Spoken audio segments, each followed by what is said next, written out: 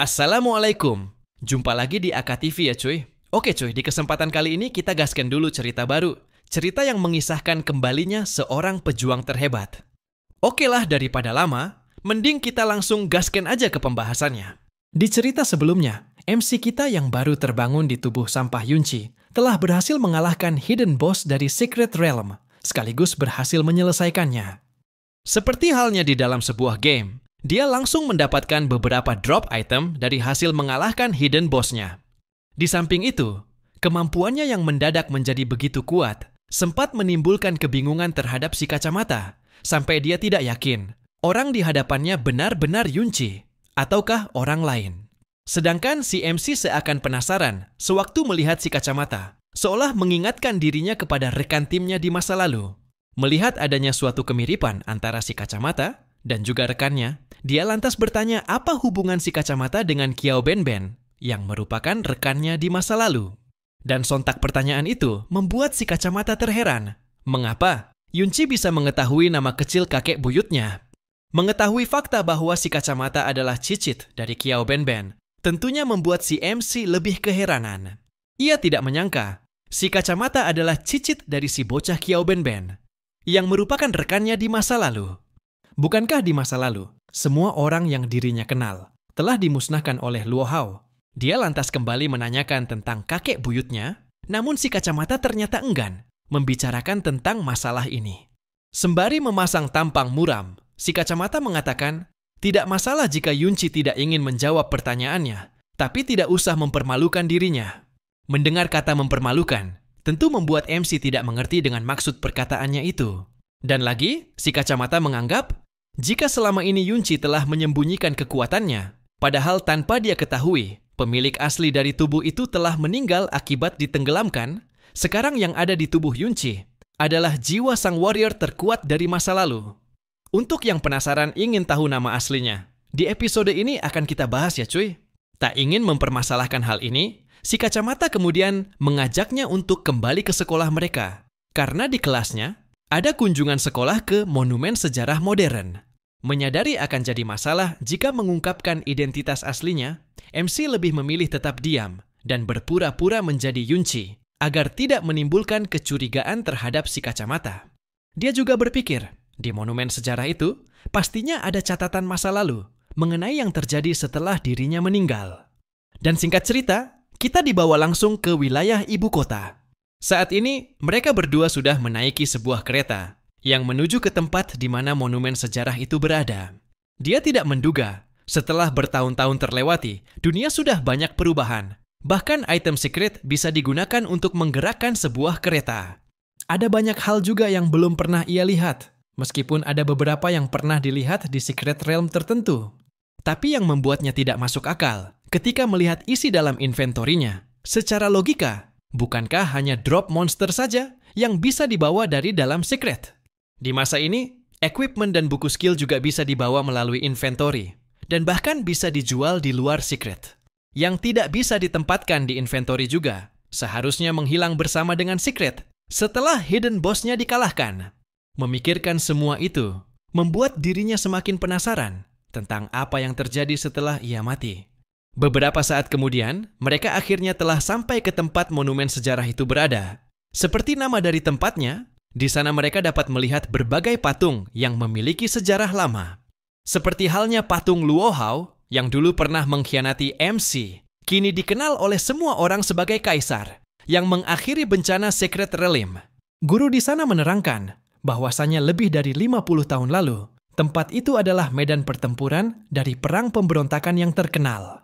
Dulu umat manusia sangat menderita karena para ravage dari Secret Realm, terutama saat Secret Level Triple S muncul, semua orang hidup dalam ketakutan. Kemudian, Raja Luo Hao memimpin langsung prajurit terkuat dalam misi. Meskipun menderita kerugian besar, akhirnya mereka bisa menaklukkan Secret Realm itu. Tapi pada saat itu, sang raja menghadapi pemberontakan yang sudah lama direncanakan. Dan pelaku utama pemberontakan itu adalah Qiao En. Dan Qiao En adalah nama lain dari kakek buyutnya si kacamata. Sekaligus rekan yang sama-sama dikhianati oleh si Luo Hao. Di sini Yunchi tentu sangat marah. Setelah mendengar cerita sejarah busuk itu, Padahal dirinya adalah orang yang mendedikasikan hidupnya demi menyelamatkan dunia. Tetapi sejarah tentang dirinya malah diganti, bahkan sampai dicap sebagai pengkhianat. Padahal sudah jelas ia dan juga timnya yang menyelesaikan Secret Realm level Triple S itu. Dan si Lu Hao lah yang justru berkhianat. Dalam sejarah ini juga mengatakan, pemberontakannya itu berhasil dimusnahkan berkat bantuan dari pahlawan Ding Kun. Namun di masa lalu, ia tidak pernah mendengar nama itu. Tepat di saat yang sama, para pembuli yang merupakan teman sekolah mereka menghampiri dan seakan tidak menduga, Yunci dan si kacamata ternyata masih hidup. Dengan santainya si pembuli itu beranggapan, adanya seorang ahli yang kemungkinan menyelesaikan secret itu, sehingga Yunci dan si kacamata bisa selamat. Namun pembicaraan mereka ternyata terdengar ke telinga semua orang yang ada di sana. Sehingga hal ini membuat si pria berbaju hitam seakan kesal karena mulut ember temannya. Mereka yang penasaran, sontak berkerumunan mendekat ke sana untuk meyakinkan bahwa mereka tidak salah dengar. Dan mereka juga rupanya mengenali si pembuli yang memakai baju hitam. Melihat semua perhatian telah tertuju ke arahnya, si pria baju hitam langsung memulai aksinya, yang tentu membuat si kacamata ketakutan. Bertingkah seolah dirinya adalah korban dari insiden itu. Tanpa rasa kasihan, dia menyalahkan si kacamata sebagai orang yang telah menyeret mereka dan meminta ganti rugi atas hal ini. Merasa bahwa dirinya tidak salah, dia lantas menolak dan mengatakan fakta bahwa pria itu yang justru telah menyeretnya. Bahkan ia juga mengancam akan melaporkan perbuatan si pembuli. Namun bukannya takut, si pembuli itu justru malah kesal, hingga dia langsung menarik kepalanya. Lalu menyuruhnya untuk melihat ke arah patung yang ada di hadapan mereka, agar si kacamata memahami posisinya.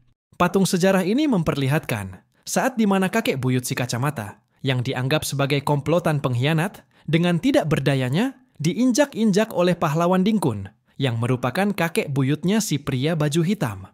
Sembari tetap memegang kepalanya si pria itu mengatakan, jangan harap akan ada orang yang mau berpihak kepada keturunan pengkhianat. Sementara itu, orang-orang yang penasaran dengan keributan ini semakin lama terus berdatangan. Namun tidak ada satupun yang membela si kacamata. Mereka justru malah membencinya karena keturunan dari seorang pengkhianat. Dan si kacamata hanya bisa terpaku melihat dirinya tengah dikelilingi oleh tatapan kebencian hanya karena sejarah kakeknya. Agar semua orang lebih membencinya, dia tanpa rasa malu, terus bertingkah seolah dirinya yang sedang dihina dan dipermalukan oleh si kacamata. Keributan itu pun terlihat menarik perhatian guru mereka, sehingga dia melerai dan mengatakan bahwa seorang guru selalu bersikap adil. Namun tanpa dia duga, gurunya malah menuduhnya menghina sang pahlawan dan menyuruhnya untuk segera meminta maaf.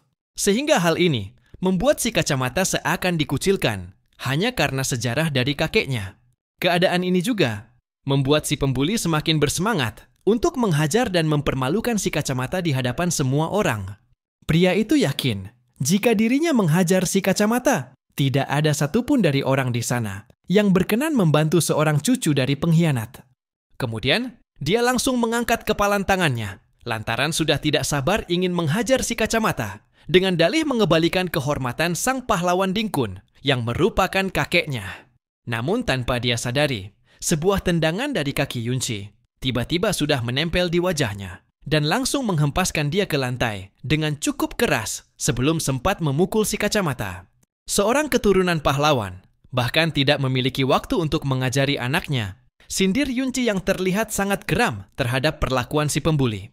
Melihat bagaimana dia bertindak, tentu menimbulkan suatu kebingungan terhadap mereka. Di mata mereka, Yunci yang saat ini terasa seperti orang yang berbeda. Mereka tidak menyangka Yunci tidak hanya memukul si pembuli Dingku, tetapi juga berani menghina keluarga dari sang pahlawan dengan perkataannya barusan. Teman sekolahnya yang mengetahui Yunci merupakan orang terlemah dan seorang yatim piatu, berpendapat bahwa Yunci sudah tidak waras sampai berani memukul keturunan pahlawan di hadapan semua orang. Anggapan semua orang yang memandang rendah Yunci membuat si Dingku terlihat cukup senang karena semua orang memihak kepada dirinya. Karena Yunci telah berani menyerangnya, si Dingku menyuruh semua kawannya menggunakan kekuatan mereka untuk memberikan pelajaran yang lebih menyakitkan. Akan tetapi, Yunci juga tidak berniat untuk diam dan dengan santai memukulnya satu persatu tanpa terkena satupun pukulan dari mereka. Bahkan ia sedikit memperkuat pukulannya ketika berpapasan dengan si Dingku. Sehingga pukulan Yunci sontak membuat si Dingku tertunduk lemas dan langsung memuntahkan cairan merah. Keadaan ini pun kembali menimbulkan keterkejutan terhadap semua orang.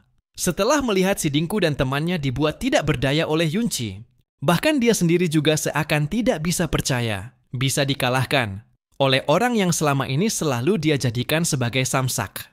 Mereka yang menyaksikan bagaimana mudahnya geng si Dingku dikalahkan, sontak beranggapan bahwa si Dingku ternyata lebih lemah ketimbang Yunci.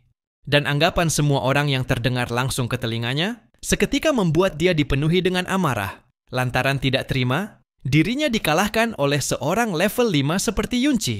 Sehingga dia langsung menggunakan skill Rage, yang dapat meningkatkan attack power-nya sebesar 25%. Karena tidak terima dikalahkan begitu saja, dia sontak langsung menerjang, sembari membawa sebuah palu yang terbuat dari elemen api, yang merupakan senjata andalannya. Namun sebelum palunya diayunkan, Yunci sudah lebih dulu bergerak cepat, dan kembali mendaratkan pukulan yang cukup keras ke bagian dagunya. Kemudian disusul dengan sebuah tendangan kuat, yang spontan langsung membuat si Dingku tersungkur ke lantai, tanpa mampu memberikan perlawanan.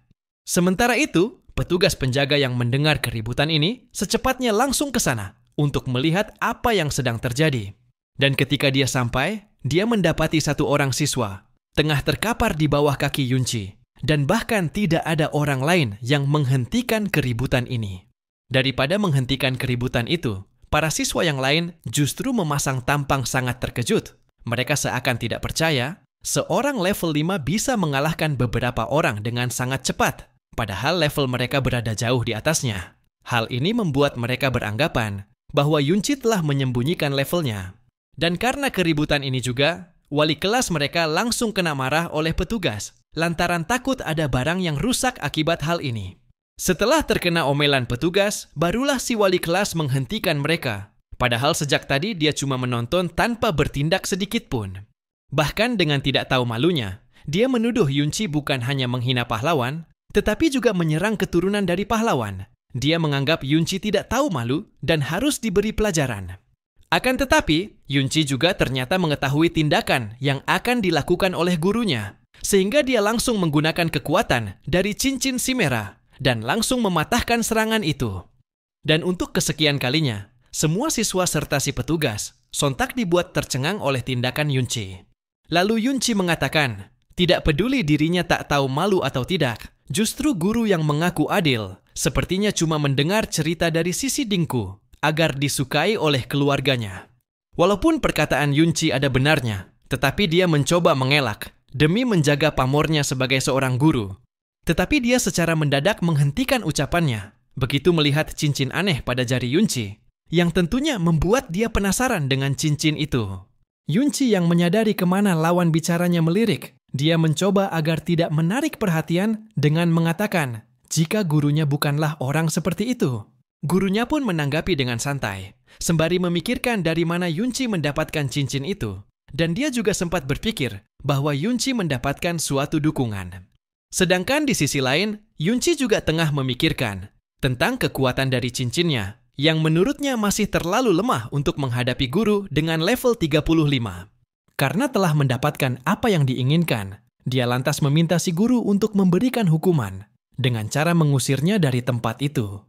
Kemudian, dia akhirnya mengajak si kacamata pergi dari sana, tanpa menghiraukan semua orang yang membicarakan dirinya, setelah mematahkan serangan guru mereka. Si guru yang kesal dan juga panik, sontak menyuruh para murid untuk menyembuhkan si Dingku. Dan begitu berbalik, mereka sempat terkejut karena si Dingku ternyata sudah membaik. Yang mana, sebelum Yunci pergi, ia telah menggunakan healing kepada si Dingku tanpa disadari oleh semua orang. Dan kini ia akhirnya mengetahui kebenaran mengenai tidak ada satupun dari rekannya yang selamat, bahkan Kyoen juga sudah sejak lama dihabisi oleh si pahlawan. Tepat ketika memikirkan itu, ia melihat si kacamata, tidak henti memandangnya dengan tatapan kagum. Lalu dia memanfaatkan kekagumannya itu untuk mendapatkan informasi tentang pahlawan Dingkun dari si kacamata dengan dalih bahwa pelajaran sejarahnya cukup buruk. Dan dengan senang hati si kacamata berkenan untuk menceritakannya, meskipun ia tidak begitu mengingat semuanya. Dia menceritakan Dulu sang pahlawan Dingkun, yang menyadari pengkhianatan itu, menyergap di dekat Secret Realm level Triple S untuk mendukung pertahanan, yang membantu memadamkan krisis pemberontakan. Mendengar cerita penyergapan di dekat Secret, dia sekilas kembali mengingat saat di mana ia dan semua rekannya mencoba menaklukkan Secret itu. Dan dirinya kini mengetahui bahwa pahlawan Dingkun adalah bawahan si Luo Hao yang dulu membantai semua rekan dan saudaranya setelah dirinya berhasil menyerang Secret level Triple S. Mengingat hal ini, tentu membuat dirinya terlihat sangat marah, namun ia tidak bisa melampiaskan amarahnya sekarang. Menurut yang diingat oleh si kacamata, setelah peristiwa itu, pahlawan Dingkun menetapkan tujuannya untuk mengakhiri krisis dungeon lebih awal dan terus berlatih keras untuk hal itu. Setelah dipromosikan oleh sang raja, pahlawan Dingkun terus bertarung di semua tempat selama bertahun-tahun untuk menyelamatkan banyak wilayah dari berbagai ancaman, seperti bencana Winter City yang terkenal. Padahal di sisi lain, Yunci mengetahui dengan jelas bahwa dirinya lah yang telah mengakhiri bencana Winter City itu. Tanpa mempermasalahkannya, dia lantas menanyakan mengenai pedang yang dipegang oleh patung pahlawan Dingkun. Si kacamata mengatakan bahwa pedang itu adalah Flowing Cloud Sword, senjata tingkat atas yang digunakan pahlawan Dingkun untuk membunuh sang pengkhianat Kyoen. Dari informasi itu, kini dia menyadari jika si pahlawan Dingkun tidak hanya mengakui pencapaiannya, tetapi juga mengambil pedangnya. Dengan ini, ia memutuskan target balas dendam pertamanya akan dimulai dari keluarga Dingkun. Sebelum video ini ditutup, Mimin akan memberikan sedikit penjelasan tentang sejarah si MC, yang mana di era pemerintahan Luo Hao, sejarah dirinya telah dihapuskan dan diganti oleh si pahlawan Dingkun, dan tentu dalang di balik semua ini tidak lain adalah si Raja Luo Hao. Mohon maaf, jika ada yang tidak bisa kalian pahami, kedepannya Mimin akan berusaha sedetail mungkin. Semoga terhibur dan sampai jumpa di lain waktu.